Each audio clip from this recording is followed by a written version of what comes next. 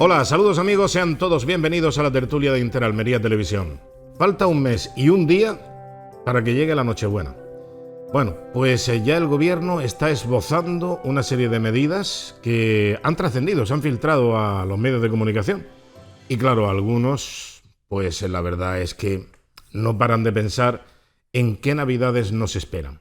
¿Qué es lo más importante? ¿El huevo o la gallina? ¿Qué es lo más importante? ¿Disfrutar con salud? ¿Poner en riesgo la salud?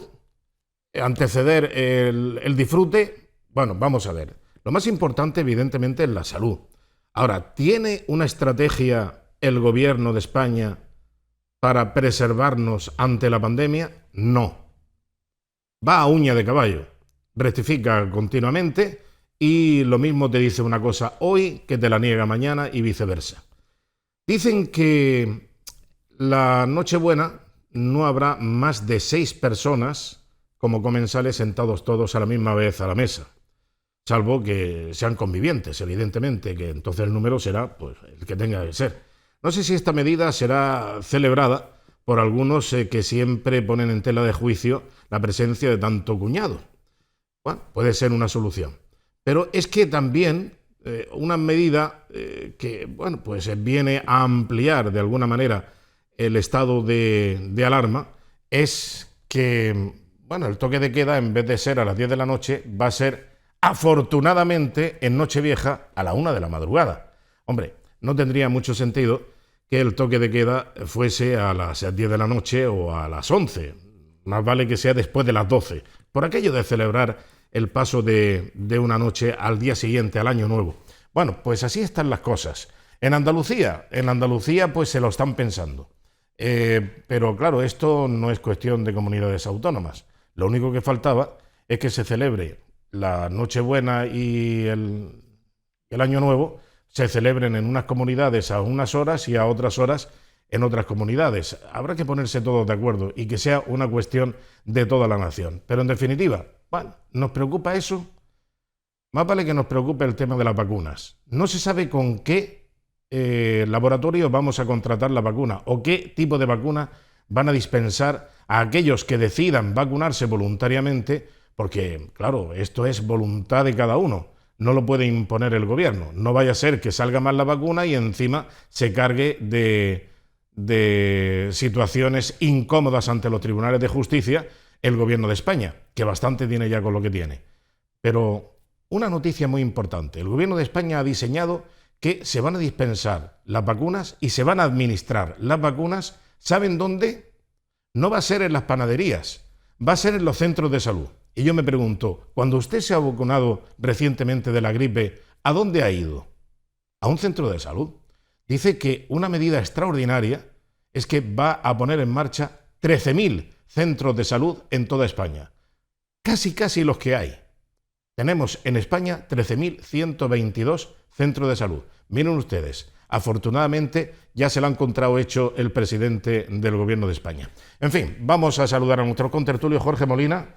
Hombre, así se puede, ¿eh? Buenas noches. Así se puede, teniéndolo todo a huevo, como se suele decir. Efectivamente. ¿Qué más se puede pedir? Exacto. ¿Qué más se puede pedir? Claro, hombre, que celebre la Nochevieja a la 1 de la madrugada. Pues gracias a nuestro benefactor, nuestro papaíto, Pedro Sánchez, y su acólito, la señora Pablo Iglesias, la verdad es que lo tenemos muy bien. Pablo Iglesias está enfadadillo, ¿eh? Bueno, pero se le ha pasado, ya ha salido la señora... Esto de no poder controlar los fondos europeos. Ha salido la señora Montero para decir que va a ser todo el gobierno y por lo tanto... ¿Tú te crees lo que diga la señora Montero? Yo no me creo nada de lo que diga nadie del gobierno a estas alturas. Hace bien. Pero no, mira que yo soy crédulo y me gusta seguir teniendo, como en psicología dicen, mi niño interior. Pero yo llamo a mi niño interior y me dice, anda, venga, tira para la casa, que ya eres muy grande. Que llega al toque de queda. Exactamente. Que te pille en la calle. Y además, con la hora que es, a ver si te pilla en la calle. Exactamente. Antonio Jesús Hidalgo, buenas noches. Buenas noches, Antonio. Bienvenido, Felipe. ¿qué tal? Muchas gracias. ¿Cómo estamos? Pues un placer compartir de nuevo este rato de tertulia con Jorge. a pesar de desoír los consejos de mi hijo, que me dijo que no coincidiera más con él porque la última vez fue demasiado duro. Espero que hoy tenga un poco de compasión.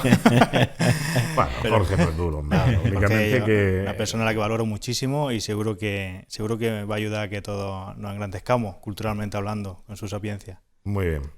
Bueno, ¿qué os parecen estas medidas que está esbozando, que está pergeñando el gobierno de España y que todavía no está claro, como nada del gobierno de España, evidentemente, nada es definitivo? Es verdad que es difícil, siempre lo venimos diciendo de inicio de esta pandemia, que el equilibrio entre economía y salud es complicado, es decir, ¿qué debe primar? Tú lo decías anteriormente, lógicamente la salud, pero también es verdad que la política pública que está llevando o ha puesto de manifiesto este gobierno está dejando un poco en duda o entredicho probablemente todas estas medidas tan severas que se están llevando a cabo. Es decir, hoy leía yo que España ocupamos el 4º país del mundo en cuanto al número de muertos por 100.000 habitantes. Incluso estamos por delante de países que no han adoptado estas medidas tan severas, como Estados Unidos o Brasil. Es decir, países que han preservado su economía y están por debajo de nosotros en cuanto al número de muertos. Ojo, contando con las cifras oficiales, en torno a 43.000 muertos, que parece ser muchos organismos dan más cifras de esas, incluso casi 70, rondando a los 70.000. Los 70.000, o sea que probablemente podemos estar en puestos superiores. Eso primero, y yo creo que lo primero que tenemos que tener en cuenta es decir, la eficacia de esa medida que se están llevando a cabo, que están dejando mucho entrever que no está siendo realmente efectiva. Pero es que estamos en el 9º país del mundo en cuanto al número de contagiados también. Es decir, que el gobierno debería empezar a plantearse un poco ese equilibrio entre salud y economía, probablemente a atender un poco a esos sectores que están lanzando SOS continuamente, como son el sector de ocio nocturno, restauración y demás, y probablemente tenemos que empezar a tomar un poco de medidas más de apertura. Bueno, pues volveremos a ese asunto, si os parece, dentro de unos instantes. Ahora vamos a recordar lo que pasaba esta pasada semana, y era concretamente una manifestación, las caravanas, que tanto Vox, Partido Popular y Ciudadanos habían convocado en protesta por la ley Celaá. Ahí vemos un momento en las calles de Almería, en diferentes calles de Almería, especialmente en la Rambla y también en el Paseo, circulaban bastantes coches. No sé si fuisteis testigos presenciales o participantes de esta movida. Yo por recomendación médica no lo hubiese sido en condiciones normales, ni tampoco en esta. Es decir, pero lo que sí es cierto que, como decían los antiguos, a mí no me preocupa la ley. Como decían, tú haz la ley y a mí déjame la aplicación del reglamento, ¿no? Que voy a hacer el lado del reglamento. El problema es que si lees la ley en sí mismo puede tener múltiples interpretaciones y por lo tanto puede tener muchas defensas. El problema está cómo se acabe aplicando la ley. Y yo no quiero dudar de la buena intención del gobierno actual. Pero claro, yo nací en una tierra donde el bilingüismo, y en la época de Franco se practicaba. Porque yo lo he practicado. O sea que no pueden venir a contármelo. Y yo he ido viendo la evolución. ¿Pero tú has practicado el catalán en la intimidad o...? No, yo lo he practicado previamente.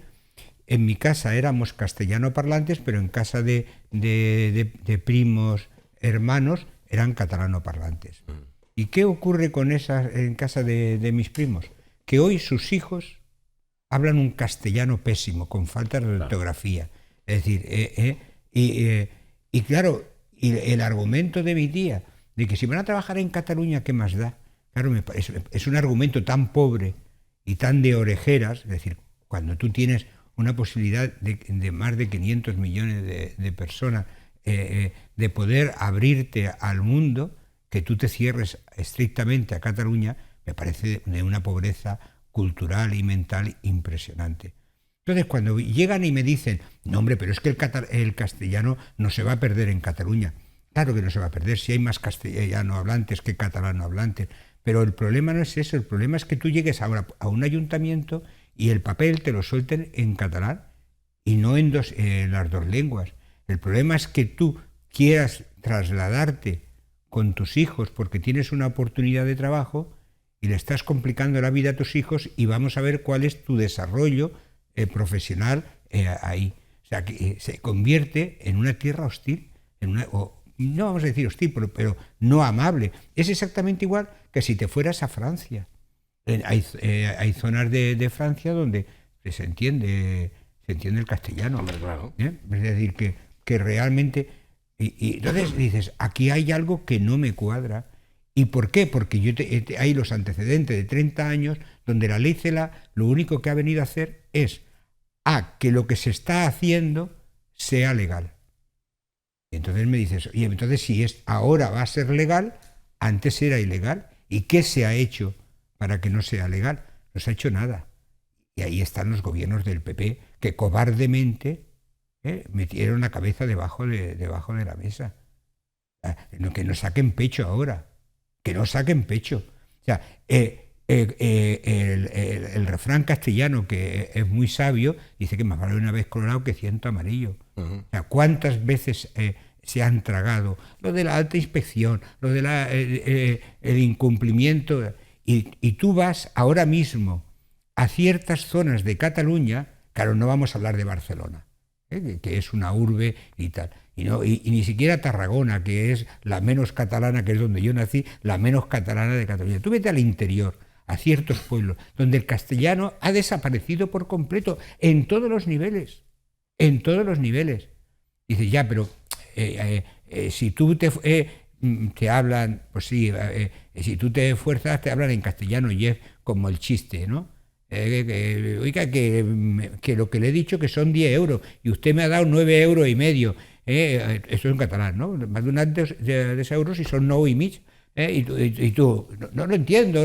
Dice, que te he dicho que son 10 euros. Dice, yo sabía que por medio euro tú hablabas castellano, ¿no? Pues vale, pues como chiste me vale, pero realmente la lengua, ¿qué es? Es un vehículo de comunicación. Y yo quisiera hablar, igual que hablo catalán, poder hablar exactamente en el mismo nivel, por ejemplo, el inglés, porque se ha convertido en el idioma internacional con el que moverse. Entonces, el castellano, tenemos la gran riqueza de eso, de español, ¿no? Entonces, no lo entiendo. Y eso va a ocurrir en Galicia. Porque Fraga Iribarne adoptó la misma política que adoptó Pujol. Ya. Y mira dónde nos ha llevado. Antonio Jesús.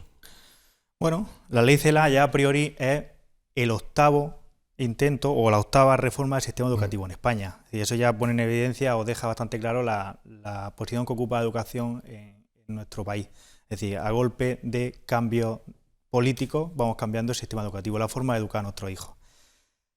Además, esta ley, que obviamente está condicionada por los digamos, repartos de poder o de fuerzas que existen en el Congreso de Diputados y que este gobierno está necesitado y ha habido esos apoyos, pues lógicamente está altamente marcada por los reclamos independentistas, entre ellos RC.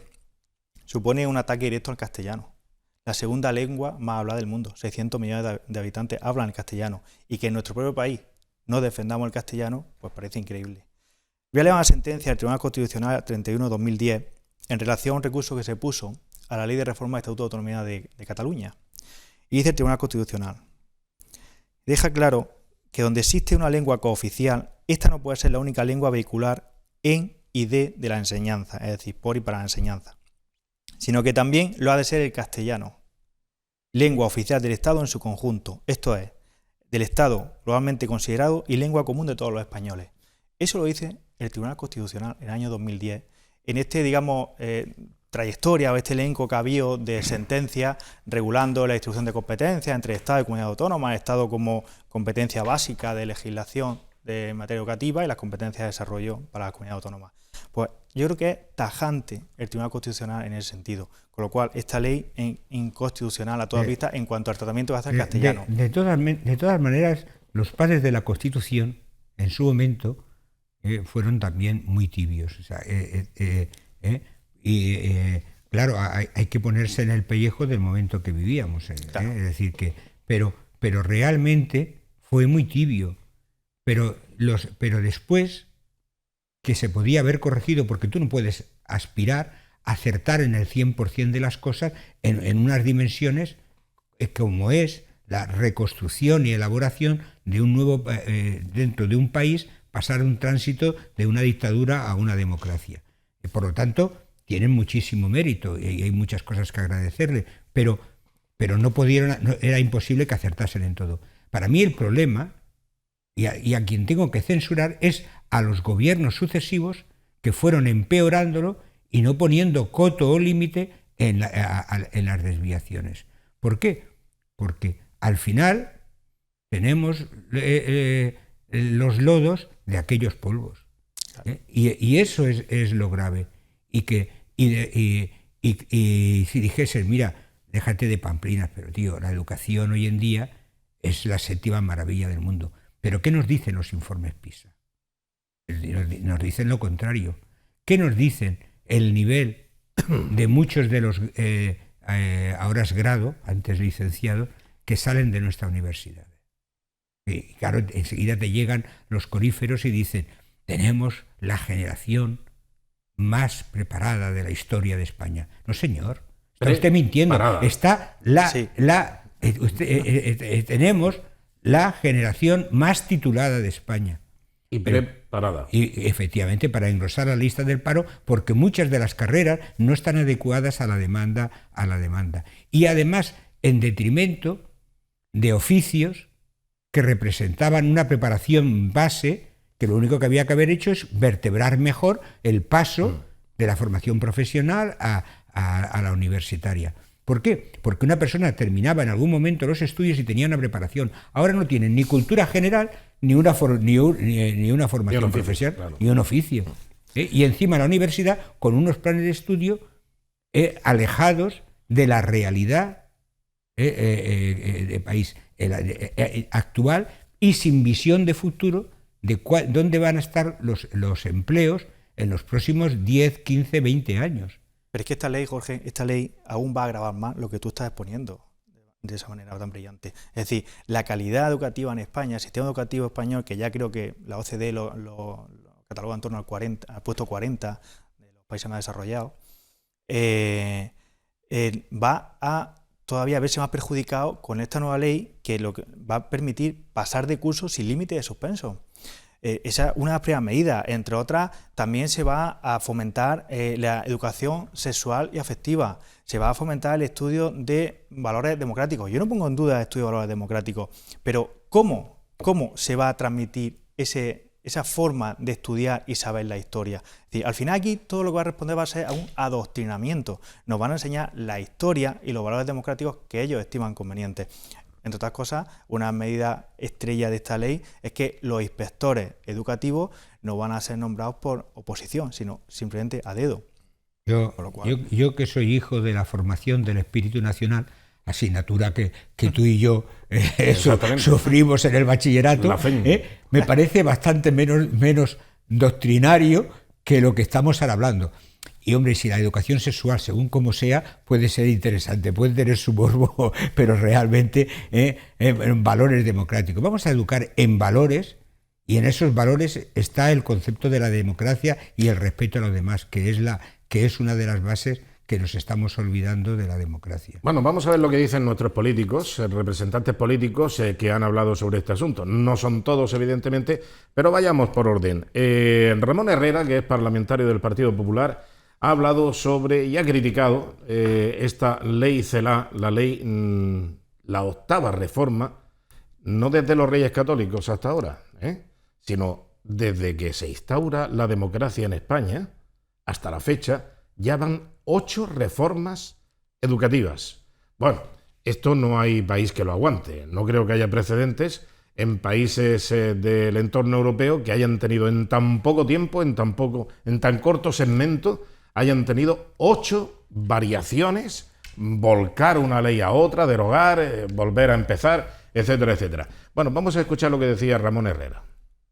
Quería también hacer un llamamiento al Partido Socialista a que realmente repiense la ley CELA, que aún estamos a tiempo, que vamos al trámite de enmiendas al Senado y que tiene que volver al Congreso de los Diputados, y que el ataque a la libertad de elección por parte de los padres, la rebaja del esfuerzo que tienen que hacer nuestros hijos en los colegios para obtener el título de bachillerato y pasar de curso, y también, por qué no decirlo, aunque aquí en Almería no tengamos ese problema, pero en solidaridad con el resto de comunidades autónomas, la defensa de nuestro idioma como lengua vehicular no puede ser una moneda de cambio para obtener el apoyo de una ley educativa que nace muerta, porque ya hemos anunciado que cuando el Partido Popular llegue al gobierno la vamos a derogar.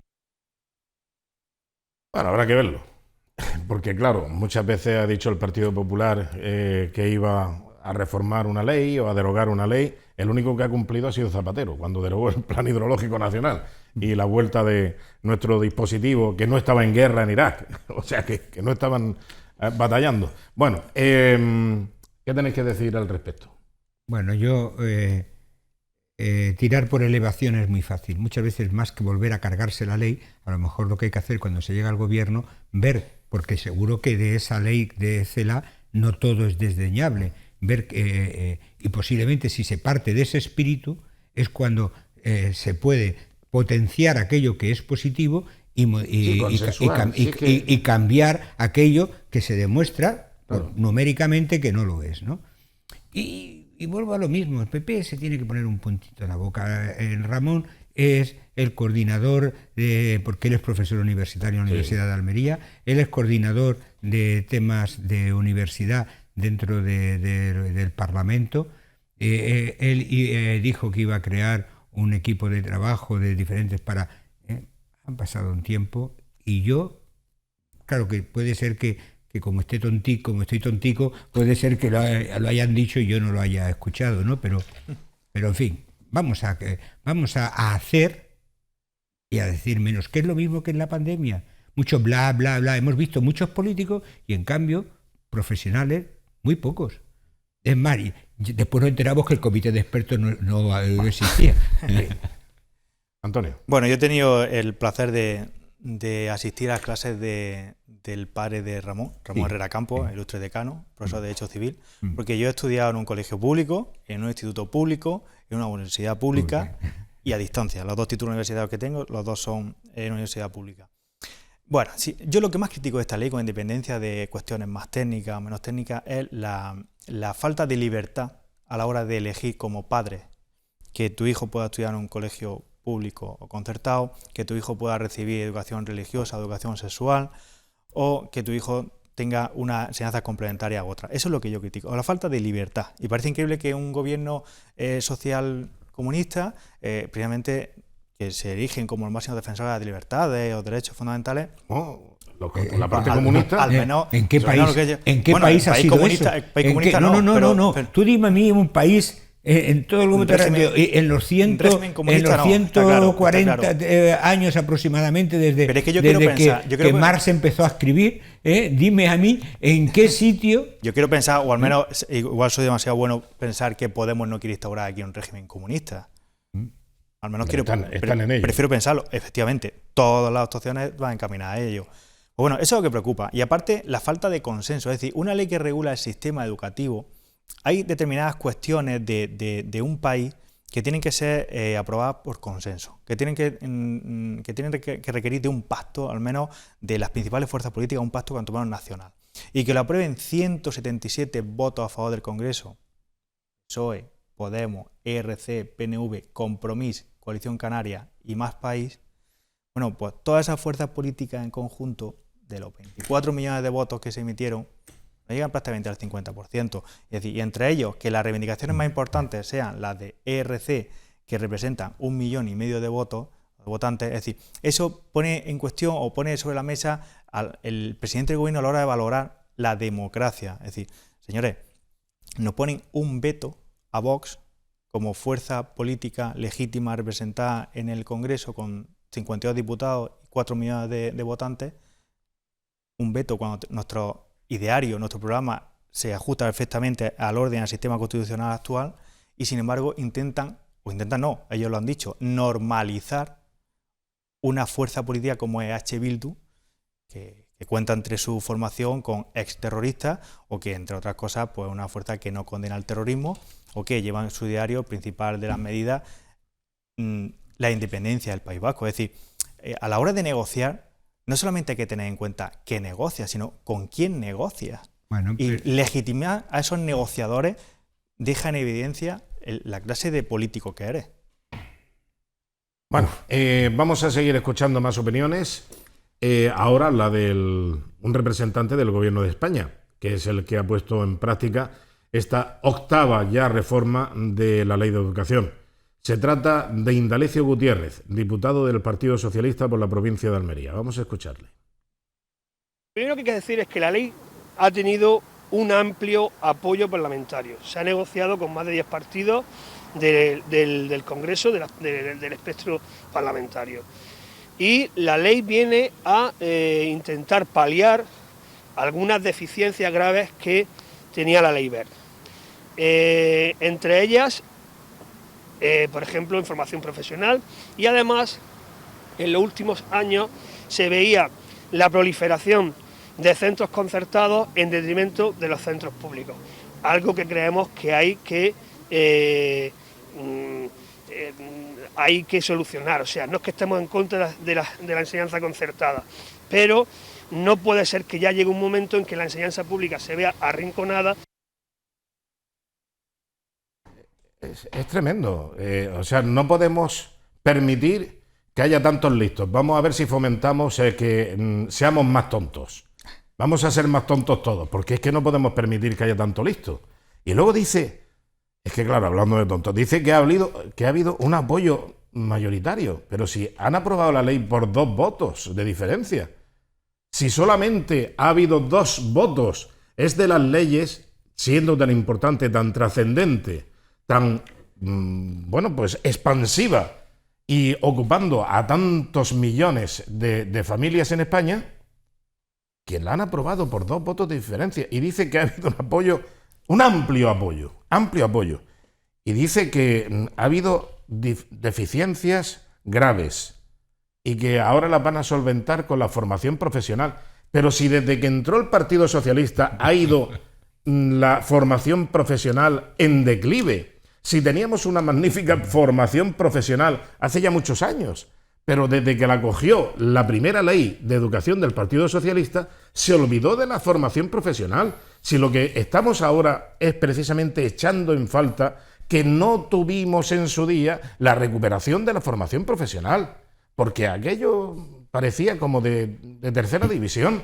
Bueno, es increíble lo de este hombre, ¿no? Yo lamento, Antonio Felipe, no estar de acuerdo contigo. Vale. Porque yo coincido mucho con lo que ha dicho Indalecio Gutiérrez, es así como se llama, ¿no? Sí, sí. Yo coincido mucho. Pero ahí hay un pequeño porcentaje en el que soy discrepante, que es lo mismo que me pasa que con el genoma del mono, que en el 99,5% es lo mismo, pero hay un 0,5% que marca la diferencia. En ese 0,5% yo no estoy de acuerdo con él. O sea que... O sea, no sé si lo puedo decir mejor, explicar Sí, mejor, sí. y no sé si se me ha entendido. Sí, sí. Pero desde luego ni es amplia mayoría, Ya. ni entiendo el argumento, Un amplio apoyo, ni dice. entiendo el argumento que tienen con la concertada, porque la concertada sí es cierto que de la época del franquismo mayoritariamente era de índole religiosa, pero hoy en día hay cooperativas Claro. y grupos de profesores que han montado empresas y que son escuelas aconfesionales. Y entonces, al final, tú como Estado tienes que hacer las cuentas. ¿Tú cuánto dinero me pides por alumno? Si yo te estoy pagando a ti menos que estoy pagando en la pública, yo no salgo perjudicado en nada. Claro. Por lo tanto, ¿por qué me voy a rasgar las vestiduras? Cuando encima tengo la potestad como gobierno de decir, las materias que hay que implantar son estas, Claro. la evaluación del centro te la voy a hacer de esta manera, el control de calidad es de esta manera, que me imagino que es el mismo que hacen para la pública, para conseguir objetivos, Exactamente resultados y tal. Claro. Pero si resulta que la pública sale, por lo tanto, es una cuestión de que yo ya sería como abuelo, ¿no? Pero decido que mi hijo estudien aquí o aquí. Yo no le estoy perjudicando absolutamente en nada. Es más, se podía aplicar, como en otros países, el cheque escolar. Pero es que además, Jorge, usted tiene un cheque escolar. Hay un imbécil que dice que sí ofende. Se trata de Miguel Ángel Heredia, que es senador del Partido Socialista. Dice: el ofensivo mensaje de un senador socialista contra los niños de la concertada. Miguel Ángel Heredia tacha de pijos y elitistas a los pequeños y a su familia, y las redes sociales se vuelven contra él. No hay que educar a pijos con dinero público, ni hay que mantener los privilegios educativos de unos pocos con el dinero de todos. Este es el problema de patrimonializar el dinero de todos para un partido político, o sea, ser sectario, en definitiva. Este tiparraco que es un sectario, desde luego, aparte de ofender a mucha gente, diciendo, ¿qué es eso de llamar pijo? Yo le he contestado... El dinero es de todos, evidentemente. Y como es de todos tenemos... Menos para la vicepresidenta. Bueno, sí, creo que nadie. Pero perdona, Jorge. Solamente permíteme hacer una postilla. Yo le he contestado a él en Twitter y le he dicho que ha ganado el premio semanal en Granada, porque ha conseguido ser errado con H y sin H. Exacto. Es decir, es un cabestro, vaya. Yo le diría a todos los señores, tanto a Endelezo Gutiérrez como a este señor senador, con todo mi respeto, había una frase de Abraham Lincoln que decía que pueden engañar a parte del pueblo parte del tiempo, pero no pueden engañar a todo el pueblo todo el tiempo. Es decir, la base de todo esto es la mentira. Es decir, la educación concertada responde a un criterio básico y es la demanda social. Y lo que hace la escuela concertada es suplir aquellas carencias de la pública, aquello donde no llega a la pública, porque todos sabemos que hay determinadas zonas, determinados espacios donde la escuela pública está saturada. Y entonces, por demanda social, ese era el primero de los criterios que impone la ley, se genera la escuela concertada, lógicamente con todo y cada una de los requisitos que habéis puesto vosotros sobre la mesa, los controles y demás. Entonces, que estos señores digan que está proliferando la escuela concertada, cuando ahora mismo representa el 20% es más, sistema educativo. La pública, como no está sujeta a una cuenta de resultados o a un equilibrio de balance, se puede acceder a núcleos pequeños donde de alguna manera nunca entraría la concertada porque es inviable, y en cambio la pública sí puede hacerlo. Por lo tanto, ya no solamente hay nichos de mercado donde solo concurre la pública, sino que de alguna manera donde está en competencia con la concertada, lo que tiene que hacer es mejorar sus estándares de calidad, porque los padres no son tontos. Es decir, oye, que mi hijo, yo recuerdo aquí cuando mis hijas eran pequeñas, que se hablaba de determinados colegios, como diciendo, oye, ese colegio es muy bueno y tal, y era... Pasa que yo llevé a mis hijas al colegio que estaba al lado de mi casa, pero realmente se hablaba de determinados colegios donde habían introducido una metodología, etcétera, etcétera, y tenían un marchamo de buenos colegios. Entonces, el que haya competencia es bueno, porque eso enriquece y obliga a crear un estándar de calidad mejor. Pero a que de eso no se habla. Pero si es que eso es pura hipocresía, Jorge. A que de eso, claro que sí. Y los comercios pares lo sabemos. Cuando tú se implanta un colegio concertado en una zona, los criterios de selección de alumnado son los mismos que para la pública. Es decir, no se puede discriminar a nadie, ni por renta, ni por nada. Es decir, son los mismos criterios de selección que la pública. Entonces, que me diga que colegios concertados son de pijo. Bueno, yo he visto en Facebook a una persona que yo tengo... porque por su trayectoria, como es Martínez Soler, es decir, en relación con este tema, es decir, con mis impuestos no. Pero dices, ¿pero qué impuestos? ¿Qué pagas tú de más en tus impuestos por eso? O sea, no hagas demagogia. Es decir, por cada alumno que está ahí, estás pagando menos impuestos. O sea, ¿a qué viene ese rollo? O sea, hay 20.000 argumentos para potenciar la escuela pública. Y todos muy importantes, y todos necesarios. Pero, hombre, claro, pasa que sueltas eso y el común de los mortales pues se lo merienda. Pero claro, cuando tú dices, oye, espérate, coge la calculadora, vamos a hacer cuentas. No, esto responde a lo que te decía antes. Porque de eso yo un poquito, pero entiendo. O sea, que no me cuentes un rollo. Tú no pagas más impuestos por la concertada, pagas menos impuestos por la concertada. Pero a mí eso no tiene que ser la valoración. Me interesa la calidad de la enseñanza, me interesa el fondo de la calidad de los profesores, del contenido de lo que se enseña. Eso es lo que a mí me interesa. Y que nos cueste a todos los ciudadanos lo justo, no vamos a decir lo menos posible porque empieza, ya estamos con los recortes, no, pero tontería ninguna. No, pero si es decir, porque entonces tengo que pensar que una persona que tiene relevancia, que ha sido director de un periódico a nivel nacional, etcétera, etcétera, pues que es otro... Bueno, lo llevó a la ruina. Otro asnado. Fue director que lo llevó a la ruina. Otro asnado, o sea que es otro errado con H. Bien. Esto, lógicamente, son estrategias de los países, de los gobiernos. Claro. Pero no son de un gobierno determinado que te cambia la tortilla cuando llega, derogan, etcétera, vuelven. No, esto es larga tradición. Aquí la educación tiene que basarse en larga tradición, como por ejemplo anglosajones o los países bálticos, especialmente Finlandia. El país número uno en primero tener el profesorado más respetado y más preparado de toda la sociedad finlandesa. Es que, claro, dices, bueno, vamos a ver, ¿qué es lo que tiene que hacer un profesor? Un profesor, yo le pongo en mis manos a mi hijo y a mi hija para que lo eduquen. Claro. Pues tendrá que ser una persona de un nivel exquisito y además tiene que estar muy arropado por esa sociedad.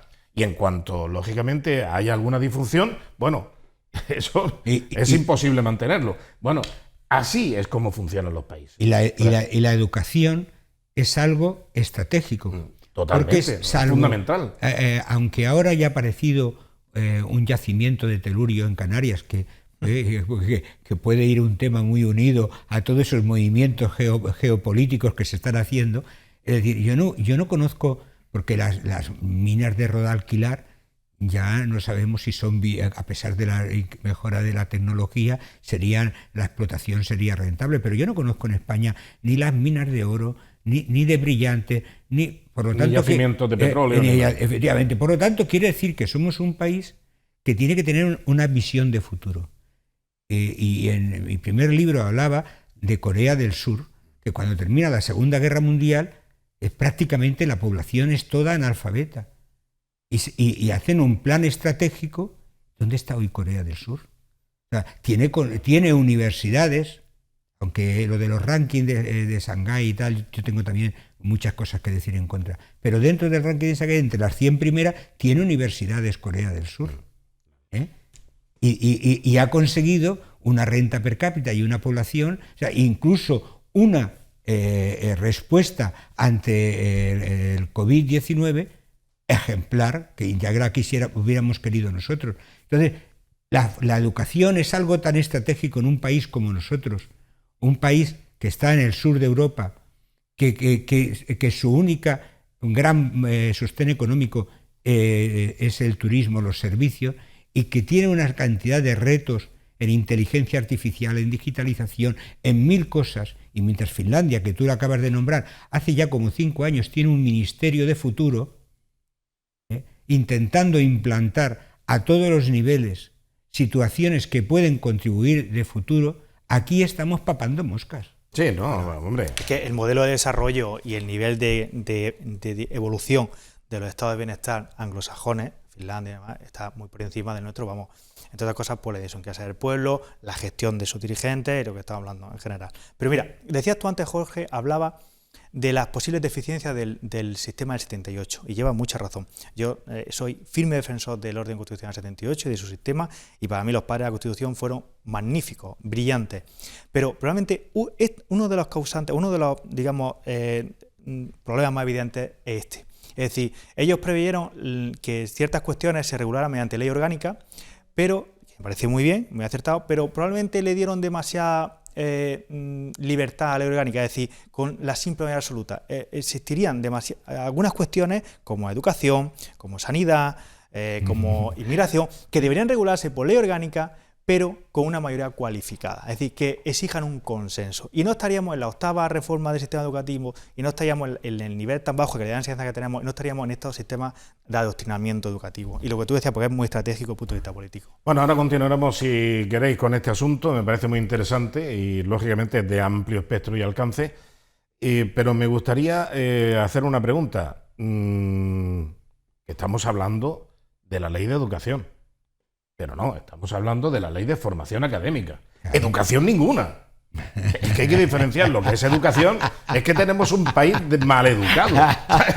O sea, educación no. Estamos hablando de formación académica. Me están metiendo el dedo. Bueno, vamos a abrir un breve paréntesis para la publicidad y enseguida volvemos con ese asunto. Hasta ahora.